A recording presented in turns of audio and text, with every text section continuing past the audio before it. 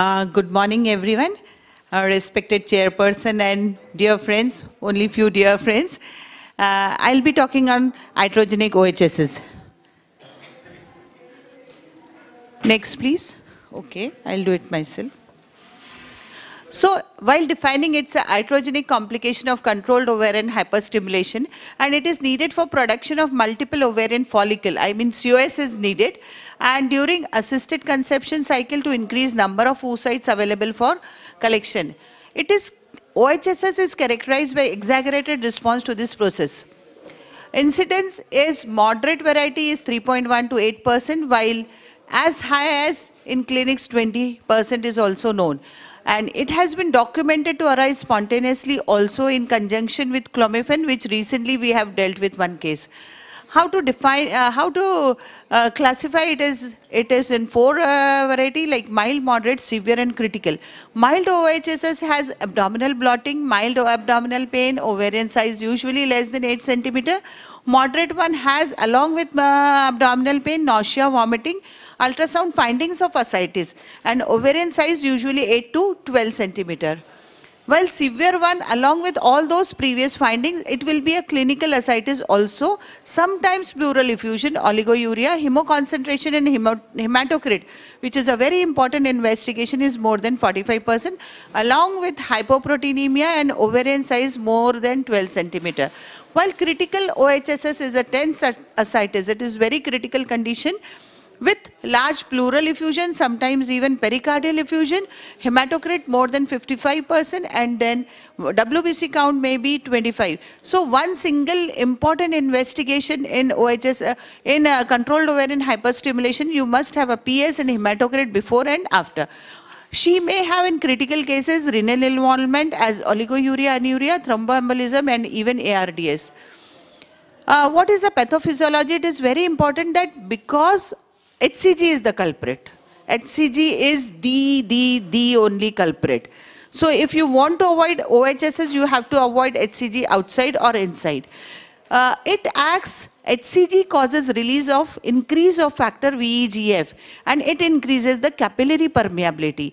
Once the capillary permeability increases, the whole intravascular compartment empties into extravascular compartment, leading to ascites, hydrothorax, anasarca, hypoproteinemia, electrolyte imbalance, anuria, and all problems go on, and which is not able to control. So, early OHSS is within 3 to 9 days of your HCG trigger. On late OHSS is 10 to 17 days. It is secondary to endogenous HCG due to pregnancy. Most important slide is prevention. We are very happy that we have OHSS free clinic all over India and worldwide also. We are planning that only.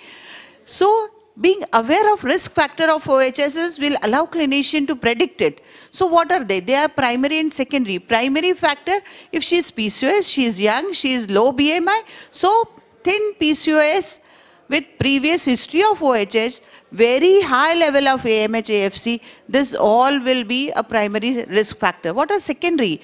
If she is during cycle, she is not obese and she is not PCO, but she has a very rapidly rising E2 level. If she has large number of developing follicle, if large number of oocytes are retrieved more than 25, you have to predict and you have to dream of it. This is a bad dream, but sometimes you have to dream beforehand.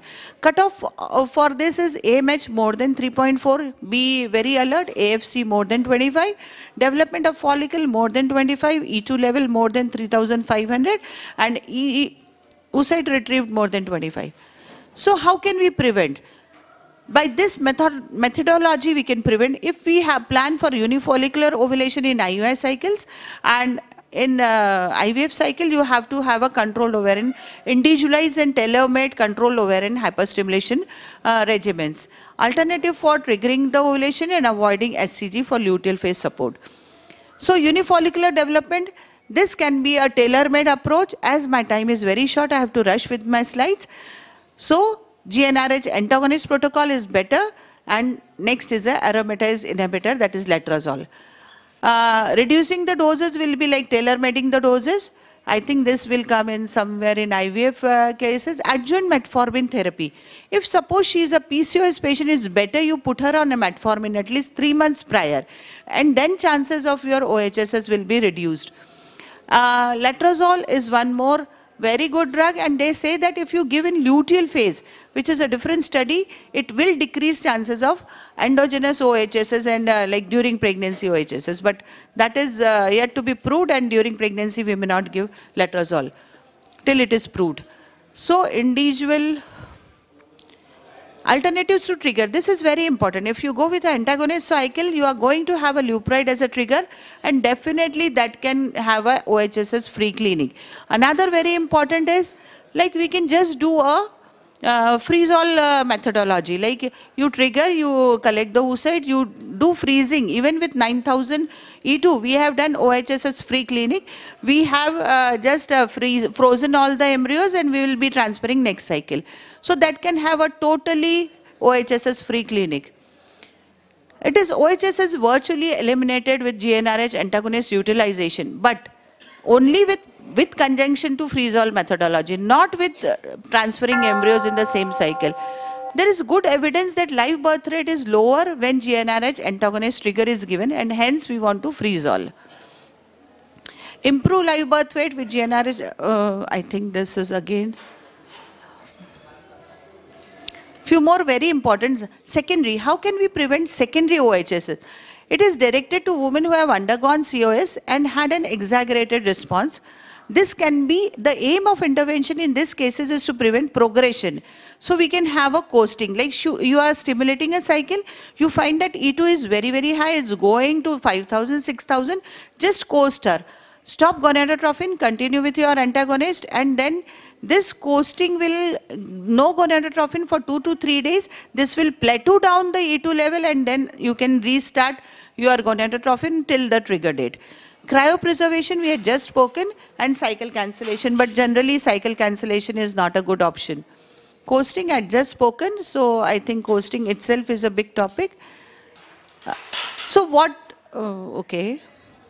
Cryopreservation also we had spoken. Now this is most important slide. How to treat it practically. So cabergoline, we want to, the basic pathophysiology is intravascular compartment is low. So we need to have a more intravascular compartment. So cabergoline is one. Colloid infusions like albumin, HES, starch, IV calcium infusion, aspirin, vasopressin, and in vitro maturation. These are the cabergoline can be given in the dose of 2.5 to 5 milligram daily for 7 days. Colloid infusion, albumin and all need to be given in a ICU setups because they have a high allergy reaction. HES can be given, and so also IV calcium. Aspirin can also be given, and vasopressin 1A receptor antagonist, Relcoveptan. This is going to come and it can avoid. So IVM is another thing. Concluding remarks, OHSS is an iatrogenic problem. It occurs when HCG is given. Prediction and prevention should always be our goal. Step-up protocol is better than step-down. Antagonist protocol is better than agonist. Metformin should be given. GnRH antagonist is good for trigger. Coasting needs more research. Cryopreservation is recommended. Cabergoline is treatment. And OHSS is self-limited condition. Resolution delays a pregnancy. Thank you so much. Okay. I rushed everything and many slides also just to be in time. Thank you, Dr. Boob. That was indeed a very nice presentation. Just one or two quick questions because that I think everybody of us come across. A patient walks to you with a history of infertility. Clinically, she looks PCO. Okay. So directly you will start metformin. You rightly said that if we pre-treat the ovaries with metformin for 3 months before we go for IVF, I think the OHSS goes down.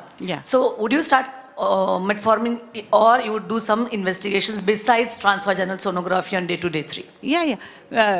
Like day 2 AMH panel and all is very important because LH level you need to know beforehand. If LH is very, very high. So day 2 panel kya hoga aapka? AMH panel, that is AMH, FSH, LH, PRL and TSH. This is my AMH panel. Day 2 LH, tell the... Yeah, day 2 LH, if it is more than like sometimes you may find it to be 13, 17, 27 and all. These are the cases where you need to bring down the LH. Either she is not ready to put withhold for 3 months or 2 months of OCs. You can give day 2, day 3 cetrorelix and then go ahead with the cycle. But at the same time, your question like metformin pre-treatment, if she gives me time for 2 months, definitely I'll do. One, serum insulin, fasting serum insulin, OGTT, there's a few tests which will add up to it. But even if insulin resistance is there with PCOS, so we have to go ahead with metformin. That is my take. So your day 2 panel and your fasting insulin and OGTT. Transvaginal OGTT and TVS on day 2 day. Thank you so much, ma'am. Yeah, thank you. Thank you so much. I really rushed with my presentation, but I'm happy I'm in time. Thank you. Any more question? Could you please explain us about the cetrorelix on day 2, day 3? Yeah.